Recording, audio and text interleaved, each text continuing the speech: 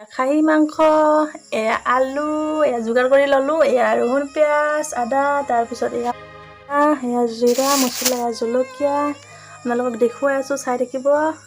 এয়া কেৰাহীত তেল দি দিলোঁ। এতিয়া অলপমান পাঁচফোৰণ দিম, দুটামান পাঁচফোৰণ দি দিলোঁ। দেখিছে খাহী মাংস মোৰ জীৱনত প্ৰথম বনাইছোঁ। যদি কিবা নাজানো তেতিয়াহ'লে আপোনালোকে শিকাই দিব কমেণ্ট কৰি।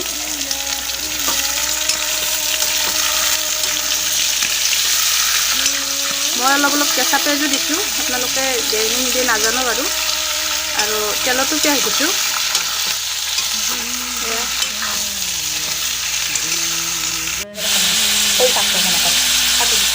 দিবলৈ ওলাইছোঁ। তাতে দিছোঁ ধনিয়া গুড়ি জিৰা গুড়ি গৰম মছলা মিট মছলা ৰেড চিলি ৰহুন জলকীয়া পিঁয়াজ তাৰপিছত দিছিলোঁ আদা তাৰপিছত দিছিলোঁ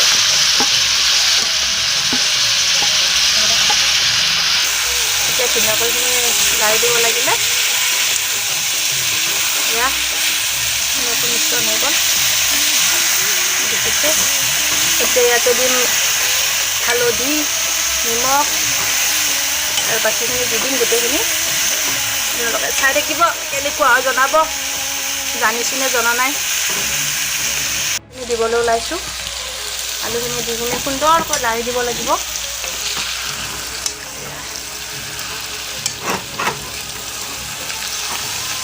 তাৰপিছত নিমখ দিবলৈ ওলাইছোঁ এতিয়া।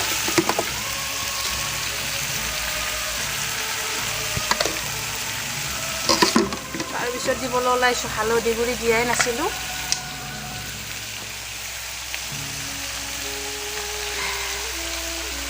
হালধি গুড়ি দিয়া হৈ গ'ল। এতিয়া এইখিনি সুন্দৰকৈ ভাজিব লাগে।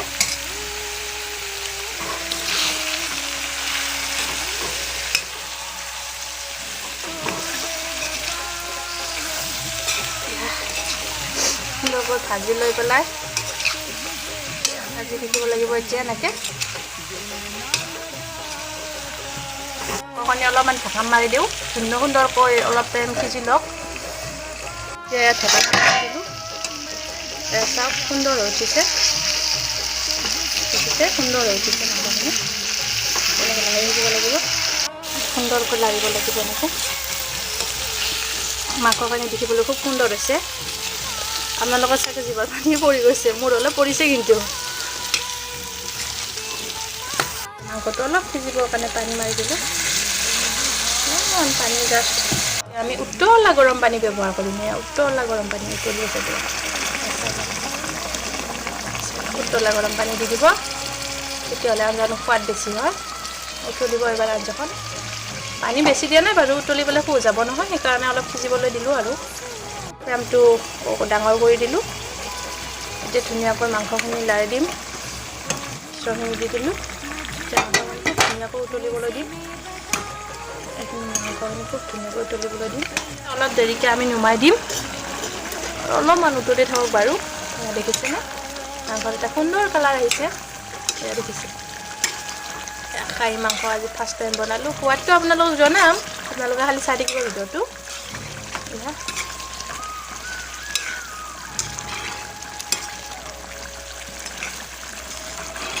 কালাৰ কেনেকুৱা আহিছে জনাবচোন আপোনালোকে মেছেজ কৰি কমেণ্ট বক্সত।